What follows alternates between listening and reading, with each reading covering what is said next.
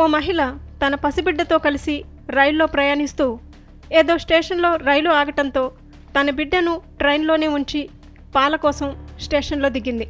పాలు తీసుకొని వెనక్కి తిరిగి వచ్చేలోపు రైలు కదిలిపోయింది. దాంతో ఆ తల్లి పడిన ఆవేదన చూపర్లను కంటతడి పెట్టించింది. మహిళ పరిగెత్తుకెళ్లినా ఫలితం లేకపోయింది. అప్పటికే రైలు వేగం పుంజుకుంది.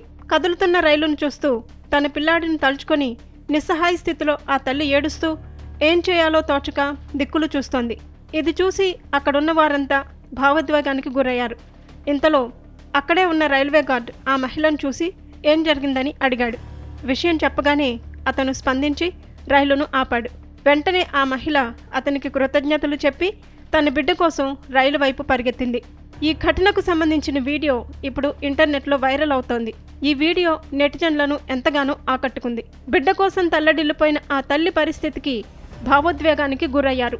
ఇప్పటికే ఈ వీడియోను 14 లక్షల మందికి పైగా వీక్షించారు. మహిళ ఆవేదనను అర్థం చేసుకొని రైలు ఆపిన గార్డుపై ప్రశంసలు కురిపిస్తూ తమదైన శైలిలో స్పందించారు.